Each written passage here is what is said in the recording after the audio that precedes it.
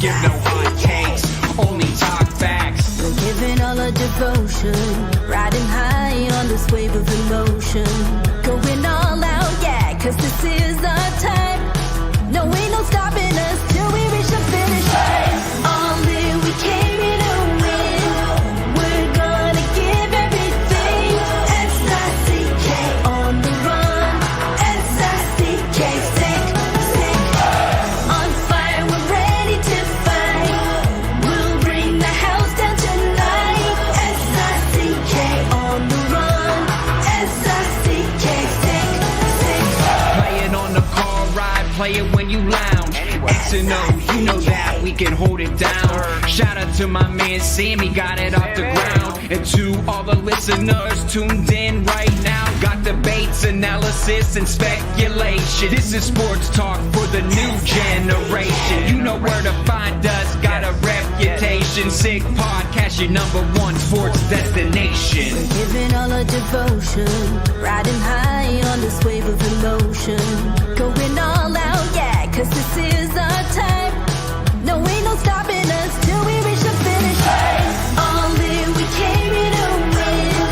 We're gonna give everything. S-I-C-K on the run. S-I-C-K, sick, sick. On fire, we're ready to fight. We'll bring the house down tonight. S-I-C-K on the run. S-I-C-K, sick, sick. S-I-C-K is the sickest podcast. Tune in for the audio, or you can even watch back. Giving players all the props, or put them on blast. We don't give no hot takes, only talk back. S-I-C-K, S-I-C-K, S-I-C-K, S-I-C-K, S-I-C-K, S-I-C-K, S-I-C-K. all in, we came here to win. We're gonna give everything. S-I-C-K on the run. S-I-C-K, sick, sick. S-I-C-K, it's the sickest podcast. Tune in for the audio, or you can even watch back. Giving players all the props, or put them on blast. We don't give no hot takes, only talk facts. We're giving all our devotion, riding high on this wave of emotion. Going all out, yeah, cause this is our time. No, ain't no stopping us till we reach the finish line. All in, we came here to win. We're gonna give everything. S-I-C-K on the run. S-I-C-K, sick, sick. On fire, we're ready to fight. We'll bring the house down tonight. S-I-C-K on the run. S-I-C-K, sick, sick. Playing on the car ride, play it when you lounge. X and O, you know that we can hold it down. Shout out to my man Sammy, got it off the ground. And to all the listeners tuned in right now, got debates, analysis, and speculation. This is sports talk for the new generation. You know where to find us, got a reputation. Sick podcast, your #1 sports destination. Giving all our devotion, riding high on this wave of emotion. Going all out, yeah, cause this is our time. No, ain't no stopping us till we reach the finish line. All in, we came here to win. We're gonna give everything. S-I-C-K on the run. S-I-C-K, sick, sick. On fire, we're ready to fight. We'll bring the house down tonight. S-I-C-K on the run. S-I-C-K, sick, sick. S-I-C-K, it's the sickest podcast. Tune in for the audio, or you can even watch back. Giving players all the props, or put them on blast. We don't give no hot takes, only talk back. S-I-C-K, S-I-C-K, S-I-C-K, S-I-C-K, S-I-C-K, S-I-C-K. Turn up your volume. Because you're about to listen to The Sick Podcast. The Eye Test with Pierre, McGuire, and Jimmy Murphy. The Stanley Cup winning Colorado Avalanche. And after 22 years, Raymond Marsh The sickest NHL podcast. Brought to you by TCS Customs and Logistics. Moving pieces, delivering peace of mind. It's gonna be sick. And welcome to another edition of the Eye Test here on the Sick Podcast Network. I'm Jimmy Murphy. He's Pierre McGuire. And let's get right into it, Pierre. Looking back on last night, Game 6, the Maple Leafs have tied the series 3-3 with a 2-1 win, basically essentially a 2-0 win. They got a goal with like 0.1 seconds left or whatever it was. But they have taken the momentum completely in this series right now, Pierre. The Bruins go back home for a second straight season. They will play Game 7 on home ice after blowing a 3-1 series lead. As we were just saying off the air, though, things can change in a hurry, as this series has shown, as we learn all the time in the playoffs. But just specifically reacting to that game last night, what was your take, Pierre? Terrible start by Boston again. Best player on the ice for Boston was Jake DeBrusk, not even close. He was outstanding. Matthew Knies is driving Charlie McAvoy nuts. And Exhibit A, point being, the insurance goal by William Nylander. It's a beautiful play in the neutral zone by Knies. Charlie McAvoy's a right D. Did you see where that play was? On the left-hand side of the ice. Charlie was going for the kill shot. There's no question, because Matthew Knies has been hounding him the entire series, and it was Knies that scored the overtime winning goal in game number 5. So those are important things to pay attention to going into a Game 7.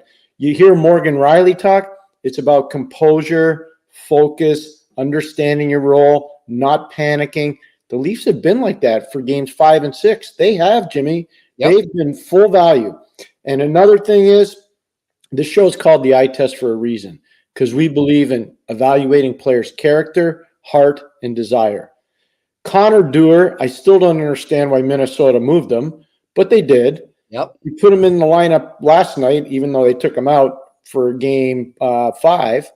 Connor Dewar goes in there and plays a whale of a game. He was fantastic. Yep. But Simon Benoit, this is an example for all the kids that are listening to this, okay? Never drafted out of Shawinigan. Martin Madden Jr. was the chief scout for the Anaheim Ducks when they took him as an undrafted player out of junior. Bob Murray was the general manager. Good on Bob for doing that, and good on Bob for listening to Martin Madden Jr. Simon Benoit did his time in the American Hockey League. When I was working in Ottawa, that was a player that I tried to target, and at that point, that wasn't going to happen. But Toronto gets him last year due to their pro scout. Look at the influence he's having on this series physically. Yep. He's a tough guy to play against. So the eye test guys, the character guys, they're making a difference for Toronto. Boston's eye test guys got to start making a difference. Yeah, I agree. And look, you bring up Charlie McAvoy right now, Pierre, and we've had this discussion on and off the air right now. He is not himself. He seems to just be veering away. Like I said the other day, I like to say from his roots. When I say his roots, just what the foundation of his game and what makes him so special. And he's not doing that right now. And like you said, completely out of position, way more worried about the hit than the puck, than the play. And it's showing, and it's getting worse and worse in the last 2 games. And they need to, if I'm Jimmy Montgomery or I'm the staff right now, just bring him in, reel him in, and say, Charlie, just go be yourself. Do what made you the star defenseman we decided to invest so many years and so much money in. We know you can do it. Go out there and be yourself. And I'm going to go a step further, Pierre, up on the forward position. And that's exactly what I'd be saying to David Pastrnak right now. Pastrnak is under fire right now. Jim Montgomery called him out last night, said we need him to step up. I don't disagree. They do need David Pastrnak to step up. However, I wouldn't have done what Jim Montgomery did, but that's a whole nother topic. But David Pastrnak, to me right now, and this has been the case throughout the year, and I said this to you off the air, Pierre, I really think that he's trying to take on too much responsibility to compensate for the loss of a Bergeron and a Krejci. And what I mean by that is he's trying to be the playmaking center, even though he's a wing, that they don't have. And if you look at him, he's looking to pass now instead of shoot. And you've been saying it all along. You said it to me today, to quote you, a gunner. And that's what he is. He's a shooter. You got to just get out there, and he's got to take those shots. And once he does, I think even if he doesn't score, it's just going to create more scoring chances down low, maybe on a rebound or just getting traffic in front. So He needs to shoot more. He needs to be himself as well. I agree. I think that's a really valid point on David. In terms of Charlie's still done some really good things in the series. He had a bad game 2. He had a bad game 2. He was very solid in 3 and 4. He had a tough game 5, and he wasn't great in game 6. He was adequate. He wasn't great. And I think part of that is what you were talking about, undisciplined play. But for David, there's no question. Okay, I know people think he's a superstar player, and he is. But what he really is, he's a superstar goal scorer. Exactly. He's not a superstar playmaker. No. He's not. I mean, nobody says about Ovechkin, right? Ovechkin's not a playmaker. He's a scorer. He is what he is. That's exactly right. You know, Mike Bossy wasn't a playmaker either. Mike Bossy was a gunner. Brian Trottier was a playmaker, and Clark Gilly was a plow horse that would run people over and create room. But at the end of it all, it was Bossy that got the puck and just hammered pucks home. Guy Lafleur was a shooter. You know what I mean? That's just, there's nothing wrong with that. Those guys get paid a lot of money. Timo Solani wasn't a playmaker. He was a gunner. Yep. So all I'm saying is Pastrnak needs to do more of that. Now, I think he will. Things can change. Jimmy, you made a point yesterday during our show that I really admire, and I told you it before, and this is for the people who didn't hear us yesterday. The first goal mattered yesterday, Jimmy. The first goal mattered. It took a little while for the first goal to go in. First goal mattered. You can see, the Bruins picked it up and got urgent, but they got reckless urgent. So some people would say desperate. So if you're using that term, when you're desperate, you're out of control. Yeah. When you're urgent, you're still in control. Yeah. We need to find the happy medium between desperate and urgent. So they need to play in control, so you're urgent, but they need to have the energy of desperate without being out of control. 2 other things, and I said this to Jimmy off the air, and it hasn't been brought up, and I'm going to say it's an insider thing, but it's a true insider thing.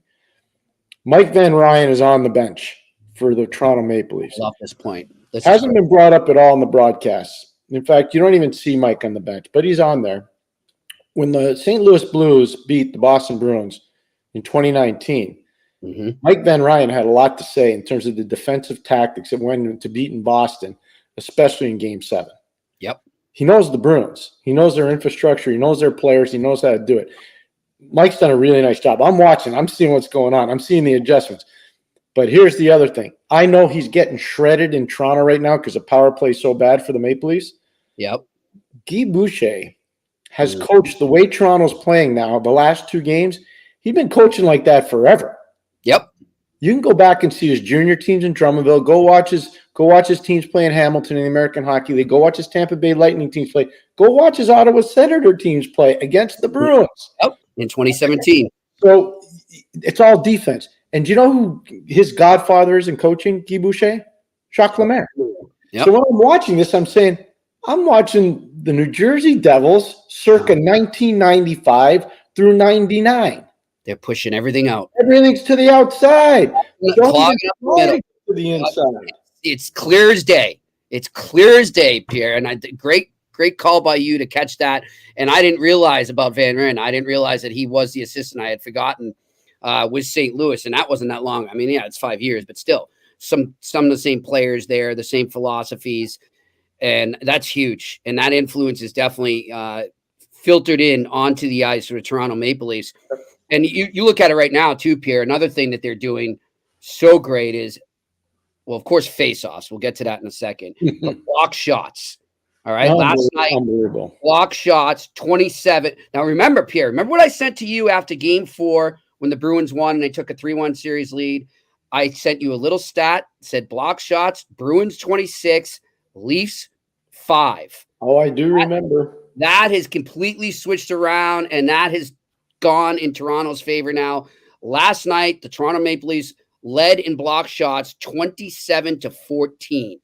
And Pierre, you could see how frustrated the Bruins were getting, especially after that first period, because while they have only had 2 shots in that first period, and no one is arguing that that's not good at all. They were throwing the puck in. Shot attempts were equal. You're absolutely right. Yeah, the shot attempts were equal. But it doesn't matter if you're not getting the puck to the net. So one thing where's the adjustment, Pierre? Where is the adjustment? That's what I want to know. No, that's fair. I think they started to in the third period, though, because they were shooting pucks from everywhere, which is probably a smart thing to do. But I'll tell you, when you let a young goalie like Joseph Wall get comfortable, Jimmy, I'll give you an example. First sequence of the game, our guy Jake DeBrus comes in. He's left shot coming down the right side. Rather than making the goalie make a save, he shoots the puck wide. Yeah. Make him make the save. Make him control the rebound. Yep. Don't miss the net. You don't have to pick a corner that early in the game. And then a sequence later, he comes down again. I think he walked Morgan Riley, and he drives to the net. Again, left shot on the right-hand side of the ice. And, yeah, there's a save made, but it's not a hard attempt at a save. Exactly. But make it a hard attempt. But as you said, it's building confidence. Every time you don't make it hard on him, he's getting more confident. So then when those hard chances come, which they did in the third period, he delivers and he saves them. So you're right. I mean, the Bruins need to make life hell for Joseph Wall in Game 7. I also think we got to give some credit to Toronto here, Jimmy. I mean, let's be factual. Oh, I'll give a ton of credit to Matthews. You got some guys stepping up. I mean, people were after Nylander. 2 goals in that game last night. I mean, he delivered. He was People great. have been after Tavares. John Tavares is playing a great 200-foot game. Maybe he's not getting the points everybody wants, but he's playing a good 200-foot game, and his faceoffs are elite. Yep. And let's not forget, he was the man that made that play happen in overtime in Game 5. So that's what I'm saying. So there's a lot. I mean, they got guys stepping up, and you talked about it right from the start of this.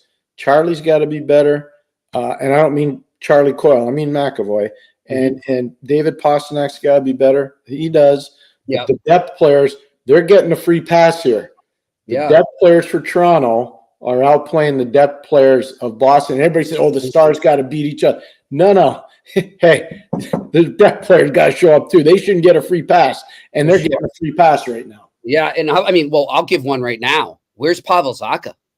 I mean, he's just not having the last few games. He's been invisible to me. And you look at him at the faceoff dot, and we'll talk about the faceoffs now, which Toronto won 34-20 last night. But you look at that right now, Pierre, 1-9 at the dot. Now Coyle improved. He ended up being 8-7 after going, I believe, 2-13 the prior game. But 1-9 for Pavel Zacha. He needs to step up right now. He really does. They need a playmaker. Yeah, I'm going to tell you right now, Jimmy. I watched him play a lot in junior, and I watched him obviously play a lot in New Jersey. I don't think center's his natural position. He may debate that. This reminds me a lot of Jonathan Drouin, and you heard me for years say Jonathan Drouin is not a center. And Montreal took him, and I kept saying, no, he's not. No, and people got mad. Yep. I get it. You're allowed to have your opinion, just like I'm allowed to have my opinion. You just don't have to make it personal. And I would tell you this right now. Jonathan Drouin moves to the wing in Colorado, doing pretty well. Until he got hurt, he's doing real well. Now, it doesn't hurt playing with Nathan McKinnon. My point is on Zacha, I think in a perfect world, he's a winger. Yep. He's a winger. It's a power winger. By necessity right now, because of the Bruins lineup, he has to be a center. He has to be a center, yes. And so I'll see him that. Jimmy, before we go any further, there are 2 things I want to touch on. I was going to get to that, yeah. I really believe in certain things, and acknowledging greatness is one of the things we're about here on the eye test. And yesterday, a real honorable man who did a lot of service in hockey throughout his entire life passed away at 91, Frank Bonello. He was a good friend to so many NHL people, so many NHL organizations, all the junior teams for years and years. He was the head of Central Scouting from 1988 to 2005. Wow.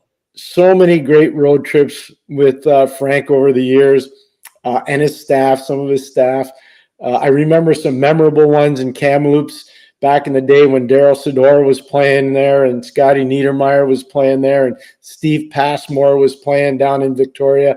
So many really, really good memories of Frank. And we used to stay at the Dome Motor Lodge in Kamloops. I don't know if it's still there.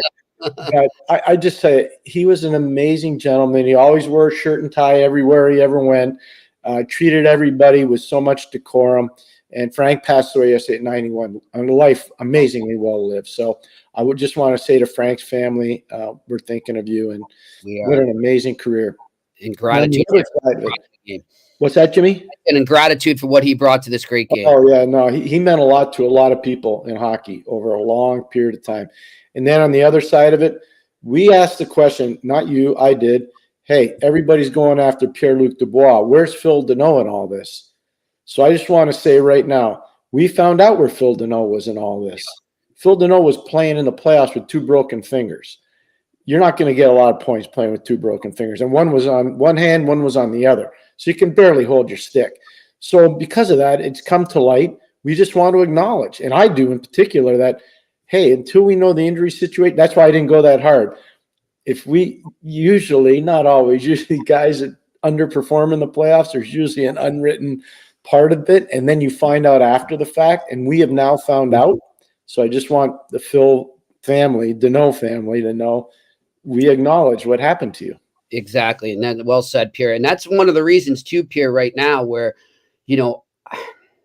that's why if I said earlier, and I wanted to get to it, if I was Jim Montgomery, but I'm not, and there's a reason he's a coach and I'm not, but I wouldn't have done what he did last night and called out Pasternak, because what if he's hurt?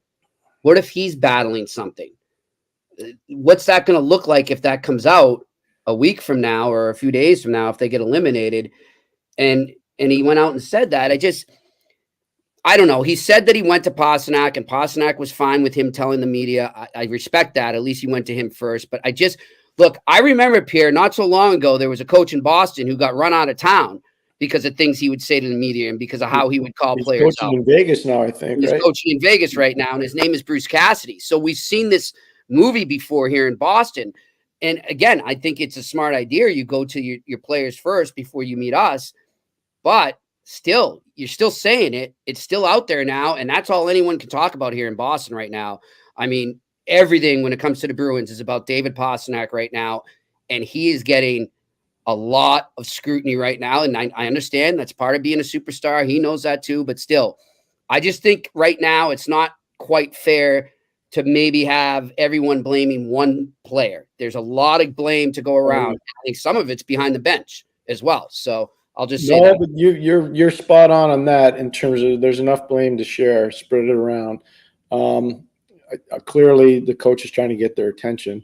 I know. And most of the players are saying, if he can say that about Pasternak, what's he going to say about me? Yeah. So maybe he's trying to scare him straight. I don't know. You've got it. The one thing I'd caution you on, Jimmy, you got to be in the room to understand this stuff. Yes, exactly. Because sometimes there's a dynamic where you go to a player and say, look, and I'm going to say this, or I'm going to say that. Don't take it personal. I got your back. I'm trying to get everybody else. Now, I don't know if that was said or not. I don't know. Yeah. But I do know I've been part of it too, where there's things that are said sometimes and the player knows what's coming. Okay. And the last thing I'll say on that though, Pierre, and I like Jim Montgomery. I love dealing with him. I think he's a great guy. I respect the heck out of him for what he's been through and how he's turned his life around and what he's doing now with his, I can't say enough of how much respect I have for him. But a year ago, when they lost to the Panthers, and it was right after Game 7, I was right there, and a reporter asked him, why did you wait so long to go to Swayman in the series? The first thing he said was, I don't know. You'll have to ask goalie Bob, and that's Bob Essenza, their goalie coach. So a lot of people right now are looking at this and saying there's a pattern there where he's not owning any blame, and he's taking it and, to be blunt, throwing people under the bus. So I just don't think it's a good look. I get what you're saying. Maybe that's what happened. But in terms of the history and what happened last year, and that was not well received, I just didn't think it looked too good to do that to Pasternak now. No, fair point. Fair point that you're raising. Here's what I would also say. You're not going to win Game 7 or lose Game 7 based on what's being said away in the rink. It's really important that they come together as a group. If you're a Boston fan, Toronto, they've already come together. Yep. They're galvanized. They deserve all the credit in the world. They really do. And I don't know who's leading the charge. I don't know, if it's Sheldon Keefe. I don't know who it is. And he's the head coach, so he probably deserves all the credit. But the decision to go to Joseph Wall so far looks really good. Yes, I agree. The decision to up the minutes of Simon Benoit looks really good. The decision to change your defensive approach? Really good. Don't put Domi at center. I know Austin Matthews hurt, but Domi at center has not looked out of place. He looked really good. So there's a lot of things they've done so far that look really good when they look like they were done. So if you're Jim Montgomery, you need one day where you're really good. Let me ask you something too, Pierre, if you can clarify, because I know the answer, but just so you can say it too, like there's a lot of people right now in the media and fans in Boston who are criticizing the Bruins that they didn't practice today. And that all they had was Jim Montgomery was available at the airport again, and that was it. I have no issues with it. I totally get it. I know how these things go, and I understand how important rest is and all that. But for those out there that are saying, why aren't they practicing after 2 straight losses? Can you just explain in depth what goes on in terms of scheduling in the playoffs when it comes to practicing and days off and meetings instead of a practice? Just so our listeners out there understand that and they don't think like, they're slacking off, so to speak. No, today's a rest and rehab day. You got to put it all out there tomorrow. You don't win the game between, let's say they practice from 12 o'clock to 1. You're not winning the game because of the 12 to 1. Yeah. You're winning the game because the massage guy did a good job or the doctor diagnosed something that they could fix. And the video guy did a great job. Whatever it is. I'm just telling you, like today, less is more. Okay? Yes. Less is more. Now, morning skate, I'm going to bet it's going to be an optional skate, and I bet a lot of guys go. Yeah. A lot of guys will go tomorrow. We didn't have two, like I can tell you, back-to-back years winning the cup, that's hard to do, Jimmy, to play in the final 2 years in a row. We have too many guys missing the morning skates, but we didn't practice. I mean, we practiced, but half the team wouldn't come. Yeah. It was basically Scotty Bowman had this great theory, and I know he's watching. The most important job for an assistant coach in the playoffs, besides doing all the video work and everything else, is to make sure the extra players that teams have up are ready to go in case of injury or lineup change. So the guys that really pay the price during the playoffs are the Black Aces. Yes. Those guys get crushed. Yeah. And it was Bob Johnson's idea in 91. I'm just telling you. And Wendell Young, he's a general manager with Chicago Wolves in the old IHL. Now they're in the AHL. He gave Wendell a credit card. And every day, Wendell had the ability, it was a $500 limit per day, to take the boys, the Black Aces, out to lunch. Wow. Because it got to the point where 2 years in a row, our guys were like, those guys don't get paid. Yeah. So, they get their per diem envelope, but that's about it. Yeah. So that's an extra 2 months. That's 4 months in 2 years. Wow. And a lot of the guys were the same. So your job as an assistant is to make sure those guys are ready. Well, I can tell you, the practices weren't easy. Yep. I bet. So anyways, that's the big thing. But them not practicing today, people need to honest. That's all. I just want, because I try to say it too, but I know you were coaching a league. I wanted them to hear you say that. Okay, let's move ahead, Pierre, to tonight. We've got 2 games. Look, 2 potential elimination games, 2 game 6s. We'll start with. I mean, what do you want to go, Pierre? Where do you want to go first? Well, I think we got to go with the early game. Let's go with Nashville. The early game, Canucks Predators, and Pierre. I know people are going to look at it and say Nashville's got momentum here, but we see how much momentum sometimes doesn't matter game to game and how much it can change. I got the feeling that's going to be the case tonight. I really like the Canucks. I'm not going to predict a winner, but I have a lot of confidence in the Canucks to come out tonight. I think Rick Tocchet's going to have them ready to go from the hop, and I think they're going to tighten up a little bit more than they were in Game 5. They haven't played an A game yet. Yep. This is a 6th game in the series, and I think they would tell you they have not played a complete 60 or 65-minute game yet. Yeah. They need to. That's going to be a hard place to play tonight. Yeah. For Vancouver to win, Pettersson's going to have to get on track. The power play, they're probably going to get 2 to 4 chances. They're going to have to get at least 1 power play goal. Their power play hasn't been good in the last couple of games. Needs to be better. And they're going to have to get some goaltending. I don't know who's playing. Maybe I don't know. See if they've confirmed anyone. I'll check right now. But that's what they're – Nashville, I'm going to use your theory, Jimmy. They got to get out of the gate fast, and they have to get more than just Ryan O'Reilly and Philip Forsberg and Gus Nyquist scoring. They need some additional scoring from deeper in the lineup. I know those guys are grinding. They're doing a lot of good things there, the depth players in Nashville. But if you were to ask Andrew Burnett, I think he'd tell you we need a little bit more scoring from deeper in the lineup.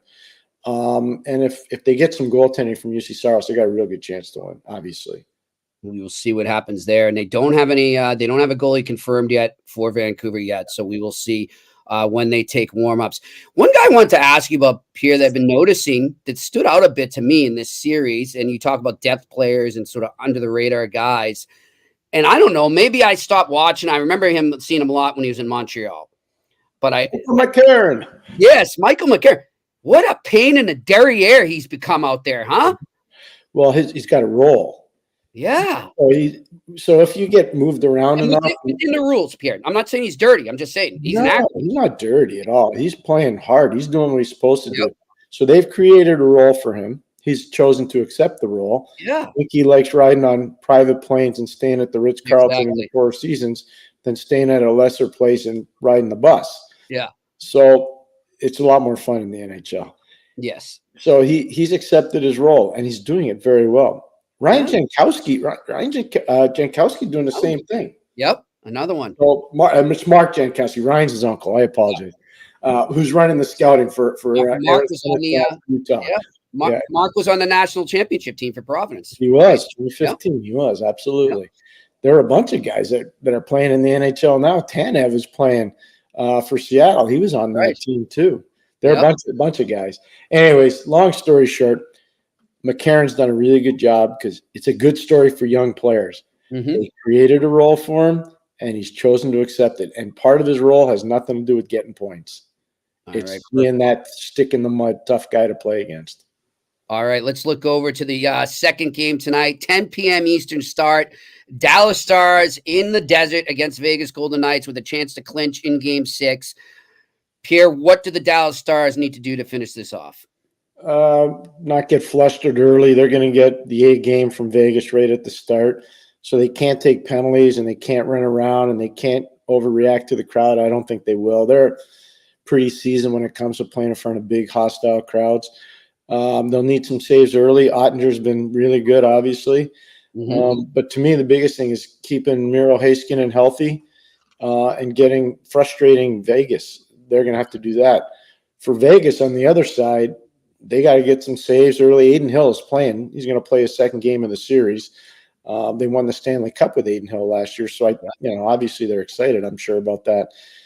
But I sent you something today, Jimmy. Alex Pietrangelo took a bad penalty. I'm glad you brought that up. He gave 5, and I really admire the way Alex handled it, and that's why I sent it to you. He owned it. He owned it, and he knows he can't do that. And so I would expect he's going to be way more disciplined. Yes. And as good a player as he is, this will be one of his best games he'll play this playoff season. Yeah. He'll play guilty. He'll turn that into a positive for sure. I agree. Here, one guy I'm looking for from Vegas, if they got to win here, and he's been having a tough series, is William Karlsson. And now I don't know what he's battling. I think that he's under the same thing that we were talking about with Phil Danault.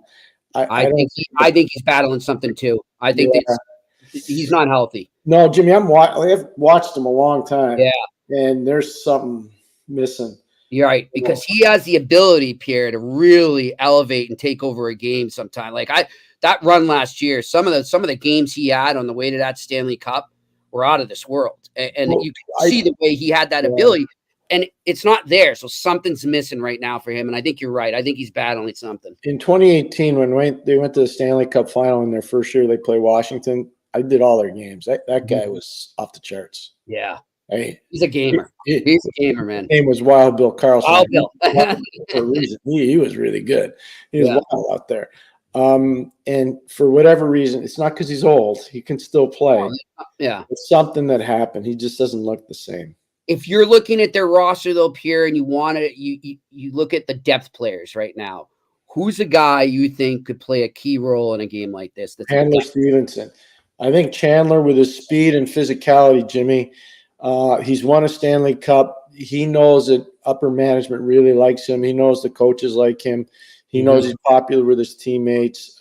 So he knows he's got to stand and deliver. And I think he's a guy that you got Mark. Everybody knows Marchessault and Mark Stone. They know Jack Eichel. They know all those guys. Everybody.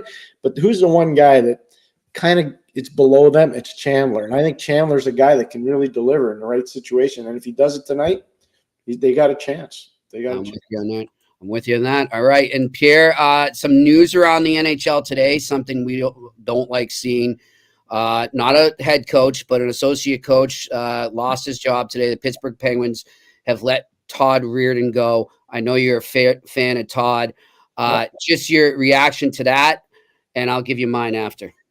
Well, Todd knows it's a results-oriented business. He was in charge of the power play. They brought in Erik Karlsson in the offseason. They started the year with Brian Rust, Sidney Crosby, Evgeny Malkin, Jake Gensel, Christopher Letang, and Erik Karlsson. That's enough firepower. And don't forget Jeff Carter, who just retired, power play guy too. So they have a lot of weapons. Their power play is worse in the league. So if you're running it and you got a new GM, chances are not very good you're keeping your job. So, this is the second firing in the Pittsburgh organization since this weekend. This past weekend, they let the coaches go down in the American Hockey League too. JD Forrest and Kevin Porter.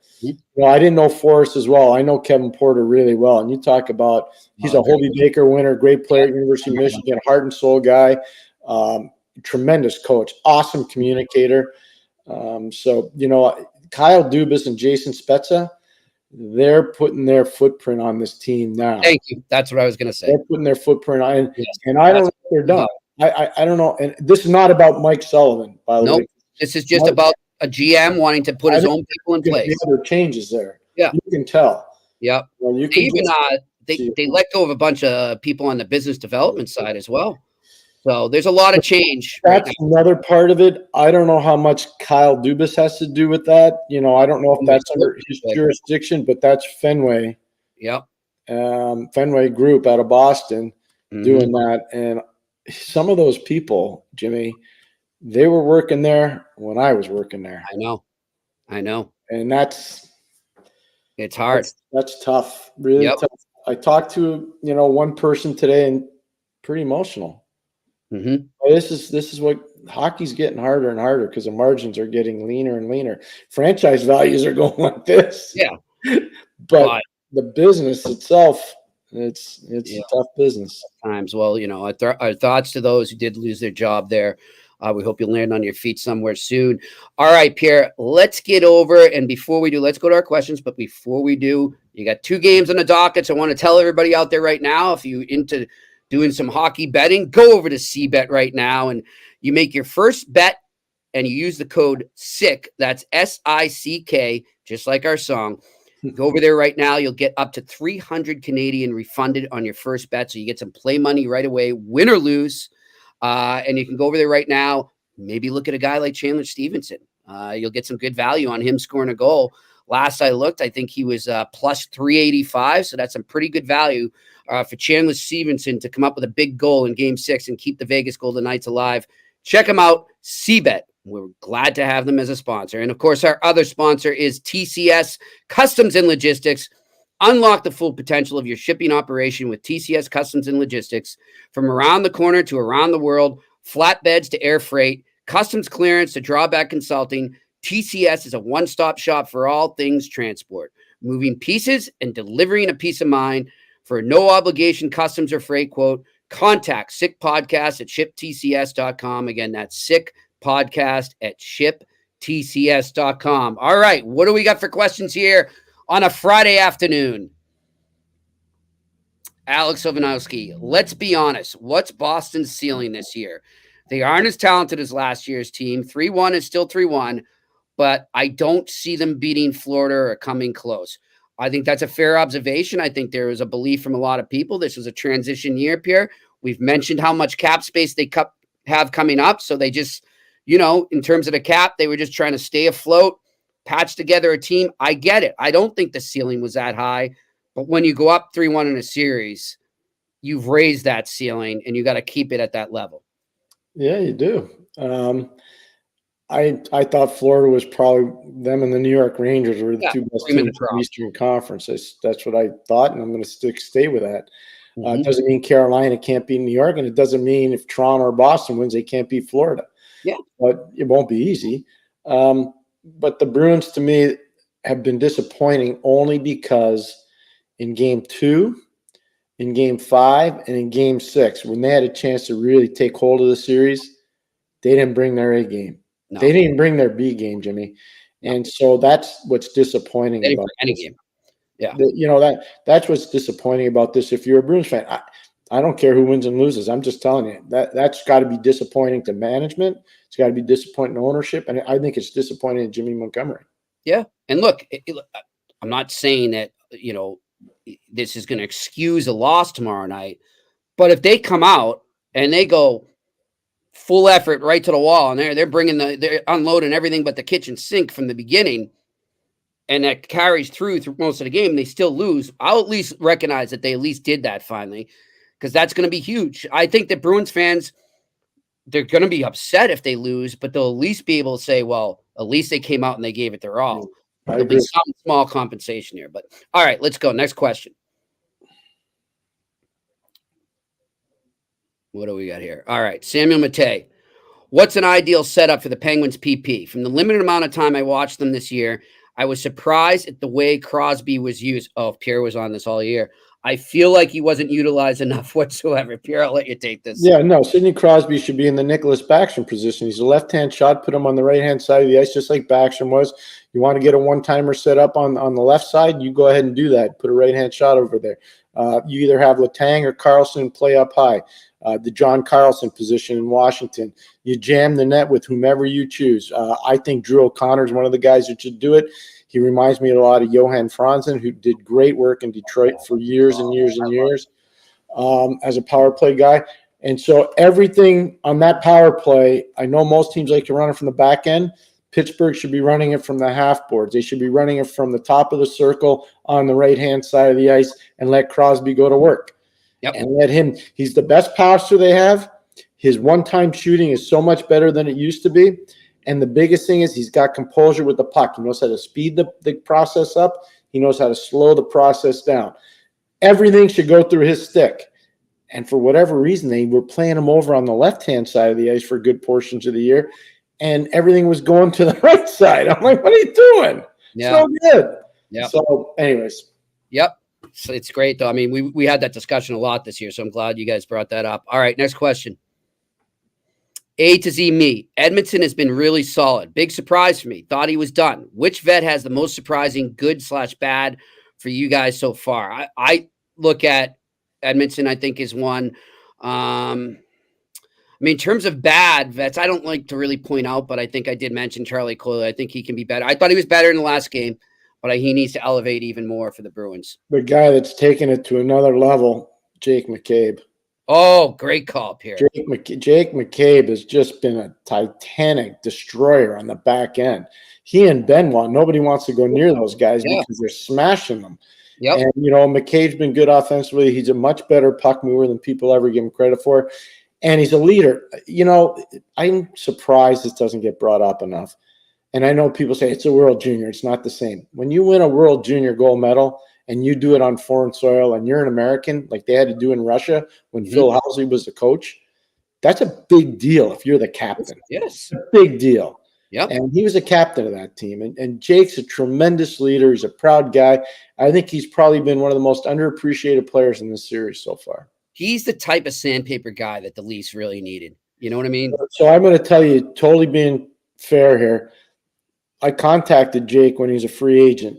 I was working in Ottawa, and we were concerned about his health because he was coming off a bad knee. Right. I remember that. Yeah. And we just didn't have a lot of wiggle room financially. But he would have been a really good fit. We just, dollar-wise, there were two players. I can't talk about the other one because it's not fair. He's still playing in the playoffs now. I'll tell you about Jake just because he was an injured guy and we were concerned. The other guy, we had no concern. We were prepared to get him. It would have been a good pickup. I know who it is, but I'm not saying it would have been a good pickup. But anyways, that being said, it's okay. Stuff happened. But Jake's a tremendous leader, and I think he's been probably the most underappreciated player in this series. All right. Next question. Shane Fuller. The other day, you and Pierre spoke about a couple of up-and-coming NCAA goalies. I wasn't able to text in live, but what's the opinion you and Pierre have on Montrealer and former RIT goalie and now Badger goalie, Wisconsin, that is, Tommy Scarfoni, I'll let you take this. Oh, he's good. He's really good. That was a steal. I know Wayne Wilson, the coach at RIT, really well. Wayne was a great player at Bowling Green University, played for the Hall of Famer Jerry York there. And I know they lost 2 guys at RIT that really mattered. Carter Wilkie went to North Dakota. He's a really good player. And they lost Tommy Scarfoni. And Tom, he's really good, Jimmy. He'll make a difference. And you got to remember, Wisconsin lost a goalie to the NHL. So they're looking to get one. And that's the problem with the portal. The portal's tough. The portal's really tough. But he's a really good goalie, and that was a really good pickup for Wisconsin. That's a great question. I apologize. I didn't see the questioner's name, but I wish I could address them by their name. Shane, really good question. Thank you very much. Really, really good. I believe he's out of Montreal. Yep. All right, next question. Alex Evanuski. What's up, Alex? What do you guys think of Todd Reirden? Well, yeah, we touched on it, but we'll touch on it again. Getting let go by Pittsburgh. I think Sullivan might get upset and want to leave. I heard he loved his staff, and it was a point of contention. Yeah, maybe. I mean, you don't want to speculate on coaching stuff just because, unfortunately, they're dropping like flies this year. But I more to come too, Jimmy. There's more to come. I think it's a very valid point, Alex. I'll put it that way. I think that has a potential to create some conflict, or if it hasn't already. But I go back to what Pierre said. It's this is just part of the game. When a new GM takes over, maybe it doesn't happen right away in his first season, but eventually they put their guys in place. That's the way the business goes. And so I echo what Pierre said. I think that's what we're seeing here. Well, it's 2 years in a row. So it's 2 years in a row that they haven't made the playoffs. That's number one. Mm-hmm. Number two, they haven't won a playoff series in almost a decade. Yeah. Yeah. So look, I like Mike a lot. I think Mike's a fantastic coach. And, he's a 2-time Stanley Cup winner. As a coach, as a head coach, that's an amazing accomplishment. But, do you think the Pittsburgh Penguins are going to make the playoffs next year? No. I don't. No. So I think there's a lot more to come in Pittsburgh, but I think we'll have a lot of time in the summer to talk about it. Yep. All right, next question. Jeffrey B. David Perron, in a recent interview, I heard this too, said he'd love to play for the Habs. Would you value, his experience in the middle six to help the kids along or keep the roster spot available for a young player? Pierre, I think he'd be a great fit. I really do. First of all, he's a great guy. He's an amazing player. That interview, I highly tell everybody should check that out. It was a great interview. Guys like that, you want them. They want to be part of the solution, not part of the problem. He's a Quebecer. He wants to go back. So he did something that I don't think any other player's ever done. He played midget hockey in Saint-Jérôme, Quebec for 1 year. He played for the Lewiston Maniacs in the Quebec Major Junior League for another year. That's 2. And the next year he was playing for the St. Louis Blues. So he went midget 1 year, junior, major junior 1 year, NHL. In between, he played in the Super Series for Canada, and he also played in the World Junior in Česko. No, that World Junior was in Pardubice in the Czech Republic, just outside Prague. So David Perron's done stuff that no other player's ever done. Nobody talks about it. Yeah. And I'm telling you, he can still score, and he plays with bite. But he's a francophone guy that would not be intimidated by the theater that is Montreal. And there's a lot there. There's a lot there. Yeah. I know he said he's very he's really loved being in Detroit. He's open to that. Yeah. But I do think that would be a good fit, and I could see it happening. He can still play, Jimmy. That's the thing. Some guys say that because they're near the end, they can't play. He can still play. And I want to give a shout out, Pierre, to his great agent, Alan Walsh, who we're going to get on this podcast soon. I texted Alan yesterday. Alan usually watches. Alan, you didn't text me back. You might be overseas, so I don't know. Yeah. We'll get him on, though. He has told me he'd love to come on the podcast, so we'll do that soon. All right, what's the next question here? Alex B. Smith, thoughts on teams who have struggled for decades like the Leafs and whether or not players really grasp the true emotional feel of a drought, especially with younger players who might not have been there? I think they do. I think you can sense that in a fan base, Pierre. I don't know if it plays a huge role, if it hurts you as much as your predecessors, but I do think you can grasp it. I mean, I look back, and Pierre, if you recall, in the beginning of the playoffs, why I said I thought the Leafs could win this series, and and what else I said is a former Red Sox fan, or not former, is a Red Sox fan who went through this for so long until 2004. And the players did take that on as their personality. They took on the frustration and the heartbreak of that city, and they rallied around it. I think a team can do that. Oh, there's no question. There's no question. I'll use examples. The 1992 Chicago Blackhawks, they hadn't won a cup in Chicago since 61. And I remember coaching in that final, and their alumni were there. They enveloped those players. Oh, yeah. You got to remember, they went to the final in 71 and 73, and they didn't win. Montreal beat them 2 times. Yep. They enveloped those players, the alumni, and I was like, oh, my gosh, we're not just playing the team. We're playing the old team, too. Yeah. We're playing them all. So I do think it matters. And then I remember being with Eddie Olchuk and Doc Emmerich in the 2010 final, Chicago's first cup since 61. Yeah. And how many, Bobby Hull being there, Tony Esposito being there. It was amazing, the alumni presence that was there trying to hoist the guys up. Yeah. Eventually they won, and, Chicago went crazy. It was unbelievable. I just remember when the Red Sox broke that curse, and, guys like Jim Rice or Johnny Pesky, the old coach, just guys that have been around the team for so long. The crying nonstop, just like, wow, they did it.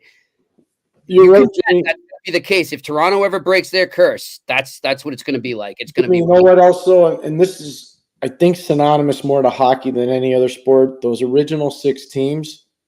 I remember when the Rangers won in '94. They hadn't won since 1940, and everywhere they went, they got serenaded. Yep. Didn't matter what decade they were in. 1940. Yeah. And they got it all, boom, boom, boom, all the time. Those players weren't born in 1940. Yeah. Born in 60, 61, 62. Exactly. So, anyway, so that's one example. Think about Boston in 2011.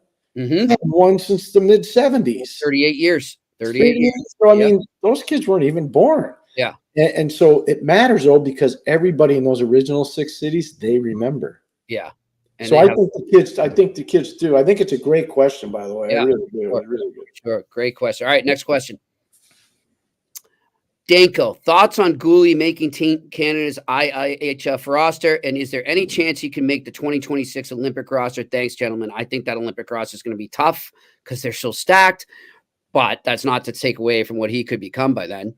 I think Gouli's a special player. I said it. I watched him play a ton with Edmonton. Obviously in junior, and big fan. Watched him, so many different times, and both in Edmonton on the road, and obviously World Junior. This is a great audition for him, going overseas, playing in Prague. So I don't see why not. I mean, it's not going to be easy. Canada's going to be where Canada's going to be really good. They're going to be really good down the middle. They're going to be really deep on defense. Yep. They're going to be question marks in goal. Yes, but they're going to be deep. Can he be on the team? Maybe, maybe not. Depends what kind of year he has next year. Yeah, he's definitely trending that way. If that makes sense. Do you think, and obviously one example of this is Suzuki, but for guys that aren't going right now, is that going to really hurt him that much for the Olympics? Or can they kind of do next year? Okay, next year. Next year's going to matter. Next year will matter a lot to how they do. Because the Olympics are 2026, so you got all of next year, and then you got half of the next year. But usually, having been through it a lot, 7 Olympics. Those orientation camps in the summer, they matter. So you better go into that orientation camp with a little bit of pedigree. Yeah, and if you do, then you start the next season really well. Chances are you might make it. But Canada's hard. It's so hard to make the team. It's just so hard. For sure. All right, next question. Andrew P. What team is set to have the biggest off season? It's a great question. That's a good question. Boston. They have plenty. They're going to have Kenny and cap space. Yep, I think Montreal. They'll have plenty of cap space. Detroit.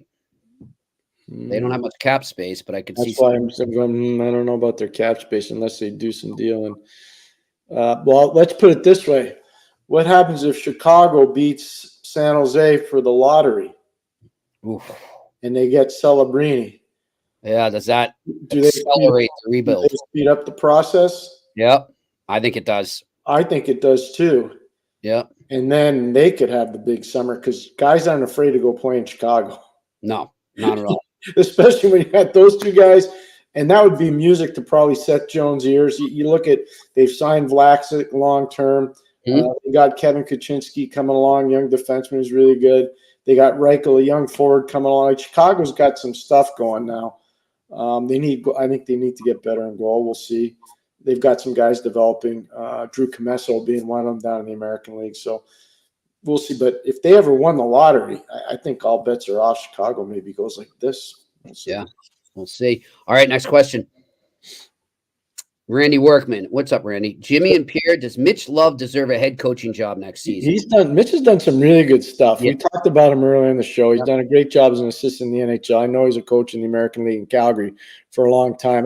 His name will be probably involved, but this is a bad year to want to be a young up-and-coming head coach. There are too many proven guys out there that people are really enthralled with. I spoke to somebody this morning who's involved with a search, a coaching search, and they were throwing out names. I was like, geez, Louise, you got no shot, because experience does matter. It does. It matters. And so a lot of these teams feel like they're that coach away from that's the part of the problem. You're so spot on. And I talked to an established guy 2 days ago. He's been a head coach in the NHL, and he's wondering if he might have to go to the American Hockey League to get a job. Wow. So it's hard. Yeah, and that's not a knock on Mitch Love, who's a really good coach. That's just a reality. We're just telling you what the landscape is right now. Yeah. All right, next question. John Smith, thoughts on what's up, John? Thoughts on the Habs Adam Engstrom signing today? Where is he on the organizational depth chart, Pierre? He's going to be in there really good. I think he's going to start the season, obviously, down in Laval. He had a tremendous year in Rogla in the Swedish league this year. And that's a real good program. Rogla is a really good program. It's on the west coast of Sweden. I think that he's going to be up on the depth chart. I don't think it'll be on the NHL depth chart yet, but it's not going to be that far down the road. The Canadians have a huge amount of riches on defense. We've talked about it ad nauseum, and I think they're going to have to utilize some of that collateral on defense to get some scoring up front. For sure. All right, next question. Sammy Matei, another PP question for you, Pierre. What's your preference for a setup? 1-3-1 with the bumper and a traditional umbrella, or even hybrid version with an active bumper moving up and down the slot? So that I know Sammy's paying attention. Yeah, he is. I'm a big fan of the hybrid. I was going to say that too. I like the hybrid. The hybrid really makes a difference now because you can double stack the slot if you've got a guy that's smart enough to read plays. And it depends on what the defense is doing to you. If they're attacking and trying to pinch you off at the wall, or if they're pressuring down low, if you have guys in the icing line. So there's a lot of different things, but I like the active one. Bergeron was the premier bumper player, but really, it's funny. The one I talked about this before with Jimmy, the 1-3-1 was really kind of becoming famous. Guy Boucher and Pat Quinn in the 2009 World Junior in Ottawa. Yep. And, they had guys like Ryan Ellis and PK Subban and Johnny Tavares. Tyler Ennis. They had some phenomenal power play players. Wow. And they made that thing hum. That power play was crazy good. So, and that had an active bumper position. So I prefer that one. But it depends on the personnel you have. It really does. It depends on the personnel. Where's Ryan Ellis now, Pierre? Injured, still in Philadelphia. Still on the okay, still in their organization. It's so sad. He wore number 4. His agent was Bobby Orr. He wore number 4 because of the agent. Ryan was just a phenomenal undersized player. Some of the biggest plays in World Junior history, Ryan Ellis was involved in, just like Jordan Eberle. Some hugely important plays for Canada over He's time. still USA. Just a fantastic player and a great kid. I'm a big fan of him. Big fan. All right. Next question. Evan McLaren. What's up, Evan? What were your impressions? I've seen Evan now in the comments section of 2 podcasts today, by the way, Pierre. I was on the Ice Guys earlier and he was there. So, Evan, what's going on, buddy? Evan asked, what were your impressions from Hellebuyck and Lowry's remarks at their press conference a few days ago? Apologies if you discussed this already. We did not. I thought they were honest. And I liked their openness. I did. I don't think they were rude. I like the sincerity, and I think that's what this team needs right now is a lot of reflection, and you're not going to get that unless you can face the cold hard facts about your team. If Winnipeg put Adam Lowry on the market, he's their captain. I'm not saying they're doing that because I don't think they will. He's an important player. Yeah. I would say 28 to 30 teams would go after him. Oh yeah. He's such a good leader and such a good player. Mm-hmm. And he knows what it takes. His dad was a really solid player too. He grew up in a hockey house. He knows. Yeah. He's never going to be a problem child. In terms of Hellebuyck, I thought he was really forthright. I think he was in pain, mental anguish. Yep. I think he was really distraught. I respect that about him a lot. I was probably like him. I was disappointed in the way he played. I thought he was the one position. He's probably the most disappointed out of anyone, Pierre. Yeah, and that's what I mean. But I'm going to be totally frank here. That was the one position that you could say Winnipeg had a huge advantage over Colorado. And when it was said and done, it went the other way. Unreal. It went like it was such a role reversal. It was scary. Yeah, but Pierre, that's the beauty of the Stanley Cup playoffs. Yeah, yes. 100%. Yes. I love it. Yeah. Sometimes it hurts, sometimes it doesn't, you know. I think he'll bounce back. I do too. And I think that press conference is a great example of why I think he bounced, because he's already processing it and no, like he's probably got so many ideas in his head. This is what I'm going to do. This is how I'll get better here. This is how I'll get better there. So he's already in that mode, and that's a good sign for Jets fans. Jimmy, the one thing I would say though about him, he's got to do it in the playoffs. We talked about it before the playoffs started, and until he does it, there's always going to be a question about him. Yeah. He's got to do it. And people are going to say, oh, his first year he kicked butt. Yeah, he did. That was a long time ago. It was a long time ago. Since then, he has not. Nope. I'm with you on that. All right. Next question. Mike, I have never seen Toronto play playoff hockey like they did the last 2 games. I'm with you, Mike. The commitment to blocking shots and sacrificing your body was evident. Edmondson is playing like he did for Montreal. 100%, Mike. Totally agree. Edmondson's playing like he played in St. Louis when they won the Cup. It's amazing how urgent you get when you get older and you know the finish line is there. It's staring right at you. Yep. But no, he's played great, and you're right. We talked about 2 of the subtle little things that are going on, I think, with Toronto. Mike Van Ryan working with their defense, and he does that with Dean Chenault, by the way. They're both very good coaches, and Guy Boucher. I see a lot of New Jersey in there. I'm going, okay, I know who Guy looks to as a coaching mentor, Jacques Lemaire. So I'm going to say, okay, I'm seeing some of that. And Pierre, what like you listen to people today, or you see stuff on, I know you're not on social media, but I'm seeing it all day. And fans from both sides, Leafs and Bruins, just saying, that was the most boring game. Yeah, that's exactly what Toronto wanted. Boring is good if you're the Leafs right now. I'm going to be totally transparent here. You know, I have a very good relationship with Lou Lamoriello. I'm a big fan. I've known Lou a long time. And he's done a lot of really good things for friends of mine, and I'm really grateful for a lot of stuff he's done for them. And I remember once talking to him, I said, Coach, it's hard to watch that. It's hard to watch that all the time. And he said, as long as you win, it doesn't matter. People are going to still keep coming. And he's right. He's right. He's spot on. He couldn't be more right. He could say, too, it's not hard when I'm looking up watching the Stanley Cup above me either. That's what I say. As long as you keep winning, it's okay. All right, next question.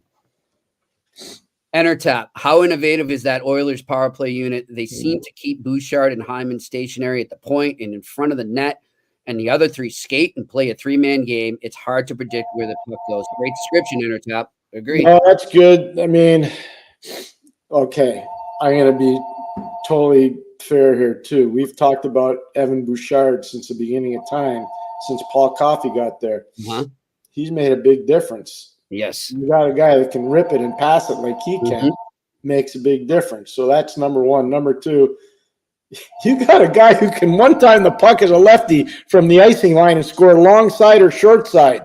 How many teams have that? Nobody really. You know, everybody's telling me about how innovative this power play is. Okay, I'm going to tell you what.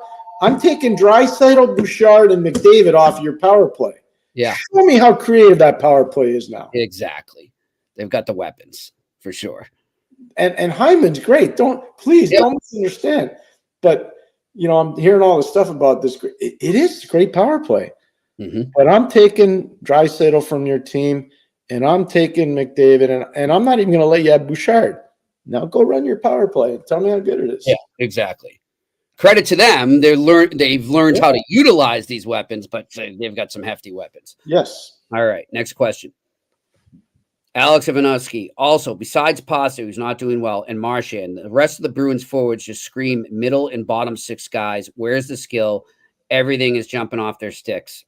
Alex, we talked about this at the beginning of the show, and we agree with you. 100%, Alex. We agree with you, sir. We agree with you. All right, next question. Jason Logan. Hey, Jay. Guys, sorry, not sure if you talked about it, but do you find the Leafs are a different team without Matthews? Well, we touched on this yesterday, right, Pierre? Yeah. I just think I don't think they're a better team by any means. I do think that it served as a rallying cry. That's all I'll put there. It could go either way. I think they have done a fantastic job compensating as best they can for his loss, but they would take him in their lineup in a heartbeat again. I'm just writing something down here because I'm going back in my memory mind. Yes. Way back. So one of the things that's happened is Max Domi has moved from the wing to center. Yes. He looks way more comfortable there. So I'm going to go back to a World Junior not that far down the road where one of the best lines I've ever seen for Canada had Duclair, Reinhart, and Domi. I was blown away by how good that line was. Mm-hmm. It was really, really special. I remember that line. I did a story on Pierre right after that. Yeah. And Domi looks so comfortable when he's playing in the middle of the ice because of he's got good tempo. Like he really does. And Max can shoot it. Max is a much better player than I know. There were some disappointments in some cities, but Max is a good player. We had a great playoff with Dallas last year, Pierre. Don't forget. You're darn right he did. Really good playoff. So I think he's probably better suited. So if you were to ask me, are they better without Matthews? No, but are some guys playing better? The answer is yes, they are, because I think they're playing in a position where they're more comfortable. All right. What do we got? Let's finish it up here on a Friday. Mike, criminal that Colorado plays Dallas in a second round. That is a Stanley Cup final. Agreed. Mike, you couldn't be more right, Mike. We've been saying this for a long time. We agree with you 100%. It's hard to digest. Do you think Rangers, Carolina? Right.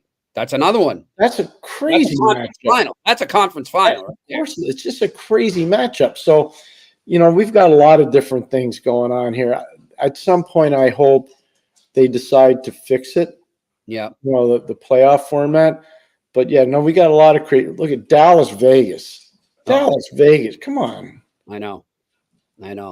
Here, the one thing I want to say too, I just thought of it too, when you're talking about Rangers, Carolina. You're liking Florida to go deep. I am. About if Florida, so let's say Florida gets to the conference final. One of those teams, Rangers or Carolina, is going to be really beat up after that series because that's going to be a win. That's going to be a win. So that's even more an advantage for Florida to get a team that's coming in. And I know everybody's beat up at this time, but you know what I mean. They're going to be coming in. You're right. High-end series. No, you're absolutely right. There's another thing that Florida has going for them. No, that's more than fair. More than fair. All right, next question. There is speculation, Entertap, by the way, is asking this. There's speculation that Matthews was hurt in game 80 and he kept playing to chase 70. Who's to blame more, the coach, player, or medical staff? I'm not commenting on that. I don't know about that. I just heard that speculation. I have no information on that. I don't have any either, but I've heard the speculation. I'm not going to touch it except to say one thing that's really important within an organization: trust between the medical professionals, the coaching staff, and the players. By that, I mean, if you're a player and you're hurt and you go see the trainer and the trainer says, what's bothering you? And you say nothing, that's on you. Yeah. Okay. If you make a deal with the trainer and you say to the trainer, please don't tell the coach I'm hurt. And the trainer says to the coach, well, he's fine, he can go. That's on the trainer. Mm-hmm. And sometimes it happens too, not as much now as it used to. And if you're the coach and you go to both guys and say, hey, I know you can play, and your job as a trainer to get him ready to play, that's on the coach. Agreed. So we don't know where all this stuff, but I'm telling you, at this time of the year, there are a lot of moving parts. Jimmy, can I tell the story about Shel Samuelson? Yeah, go ahead. As long as you get time. We're playing in the playoffs, and I'm coaching the defense, and we're on on a long run. And Shelly's having a hard time gripping his sticks. So I'm like, Shel, what's wrong? He says, I think I broke my hand, but I'm not sure. So taking to see our trainer, Skip there, and Skip says, oh, yeah, he's in trouble. He got broken. He says, I'm not missing games. Oh, gosh. So before every game, I'm going to say it's probably the last – we won 11 in a row. So I'm going to say the last 7 of 11. Mm-hmm. He was getting a needle from here to there before every game. And I'm telling you, I'd go into the training room with him because he would grip my arm so hard with his hand. Wow. I had bruises on my foot. and after we won, I never seen a guy so well. I've seen a lot of guys have it. He was really happy. Yeah. It shows you what guys go through. But he's the one that said, I'm not missing anything. Wow. You get me out there. See, it's a tough job to be a trainer. Oh, back in those, you're sitting there and you totally respect the guys wanting to play through it. I mean, you love that about them, but at the same time, sometimes you need to save them from themselves. And it's gotta be a tough job. Yes, you do. All right, next question. Randy Workman, Jimmy and Pierre, do either one of you think the Kings buy out Pierre-Luc Dubois? I do not. I do not either. I do not. Nope. All right, next question. Alex Ivanovsky, what are your thoughts on some of the AHL playoff games going on? I ask because I'm keeping an eye on Grand Rapids. The Wings got a ton of top prospects playing right now. Yeah. Missouri, I hear, is doing well. Mazer, that's Mazer. He's a kid at University of Denver, big fan. Okay. Yep. We've talked about him on the show a lot. Yep. And he's a good player, really talented. Simon Edvinson is there, another talented guy. They've got a lot of prospects there in Grand Rapids. I've been watching Belleville. I saw Belleville beat Toronto. They're up 1-0 on Cleveland. I know a lot of those players. I really think the world of their coach there, David Bell. Columbus has a real good team that they're putting in there from Cleveland. So tonight is game 2 of that series. That'll be fun to watch. I know Texas is playing fantastically well. Wow. They beat Milwaukee last night 6-3. So I've been following it pretty close. Cool. A lot of good hockey in the American League right now. Scotty Housen and his people in the American League have done a great job. Don't forget the East Coast League's going on too. There was a come from behind win the other day. The Florida Everblades were down 3-1 in their series to Jacksonville and came back and won that series. Which is that's a lot. Come back 3-1 in the East Coast League. It's a lot anywhere, but that's tough travel. That's really impressive. So there's a lot going on. I know that Maine and Adirondack played a 7-game series, and eventually Adirondack won. They beat Maine. And then there was one other 7-gamer. I'm just trying to remember. It was South Carolina from Greenville. They played a 7-gamer, and they eventually lost their 7-game series. So a lot of really good hockey going on. Good stuff. All right, what do we got? One more question. Bilal Abdelmalik, Pierre, do you think the Habs will draft up to try and grab Demidov?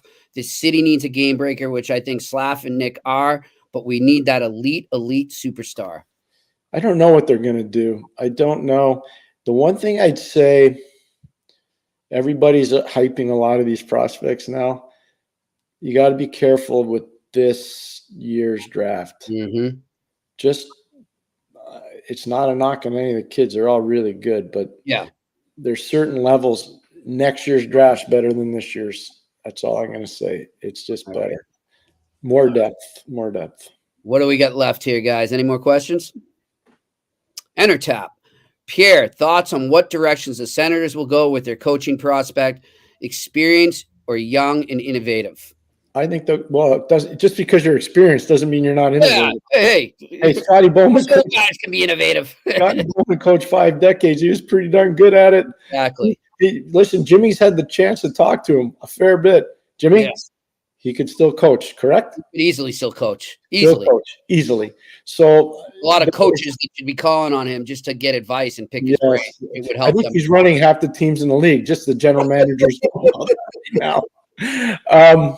So no, I do think they'll go experienced. I think they'll go experienced. There are a lot of really good candidates out there.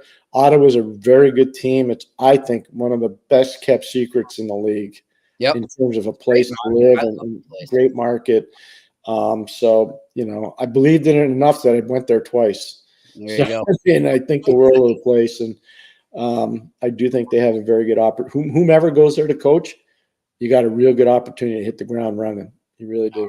We shall see. There's going to be a lot of coaching carousel going on in the next few weeks to a month.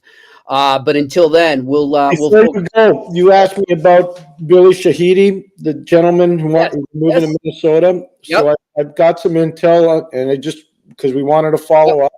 I'm not going to put it on the show, but I wanted to let everybody know I passed along what you sent. So it's all good. We'll keep in touch with Billy, and I just want to help kids. If we can help any kid at all in any situation, we're going to do that. And so we're on our way to helping Billy and his family get their son situated in Minnesota when they move. All right. Good stuff. And we wish you the best of luck, Billy. And to all in the viewers and listeners section, thank you for listening. Thank you for your questions. To our production crew, thank you as always. And 2 big games on tap tonight and another one, a game 7. Nothing like a game 7 in the Stanley Cup playoffs. Enjoy the games, folks, no matter who you're rooting for, and have a great weekend. And Pierre and I will talk to you on Monday here on the Eye Test on the Sick Podcast Network. And that's a wrap. Hope you don't miss us too much until next time. Follow the Eye Test with Pierre McGuire and Jimmy Murphy on YouTube, Facebook, Google Play, and Apple Podcasts. Brought to you by TCS Customs and Logistics. Moving pieces, delivering peace of mind.